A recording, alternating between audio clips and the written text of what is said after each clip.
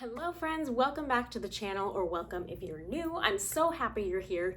Today I wanted to break down the difference between pushing yourself in a workout and over fatiguing yourself, because they are two vastly different things. And as always, all of my links are down in the description, so be sure to go check those out, as long as my freebie that I created for you. It is my Strong Over Skinny Jumpstart Guide to help you reach those fitness goals in this new year.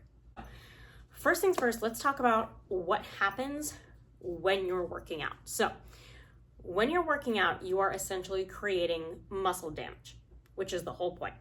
When you damage those muscles during their recovery, they come back stronger so that then they can absorb more weight. And so obviously, the more you do that, the stronger those muscles are gonna get.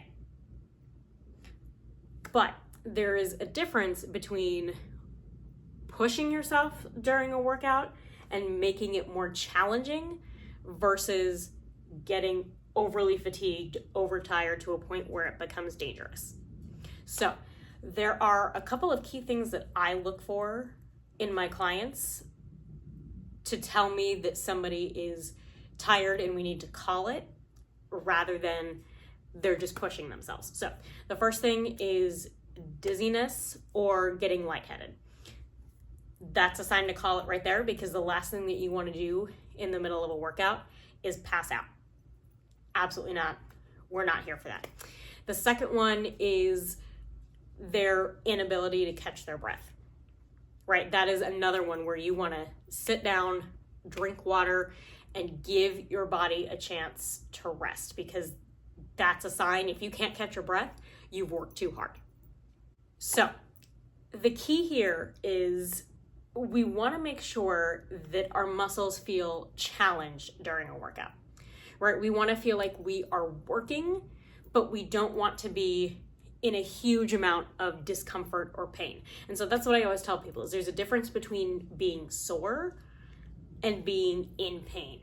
Those are two different things. So obviously, as a trainer, it's my job to be able to see that when someone's working out, but it's also, to a certain extent, my client's job to know their limits, right? Because they live in their bodies, they know. And so they can tell if they're starting to get really, really tired and really, really overly fatigued, because then they can step in and say, no, that's enough.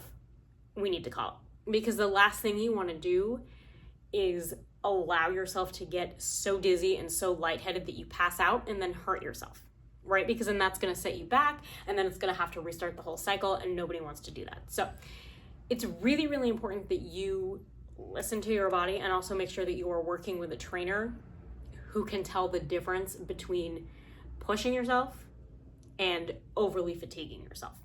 A couple of things that I like to keep handy when I'm working out, either myself or with my clients, is an extra water bottle, just in case, because you never know.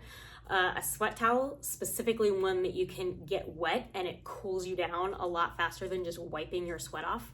And then also having some sort of snack that has natural sugar in it, in case I'm working with somebody who has diabetes and their blood sugar drops. That way they have something to help keep them safe, so that they're not getting to a place where, again, they pass out or they hurt themselves or anything like that. I hope that this was helpful. If you have any questions, please drop them in the comments, and I will see you in my next video. Bye.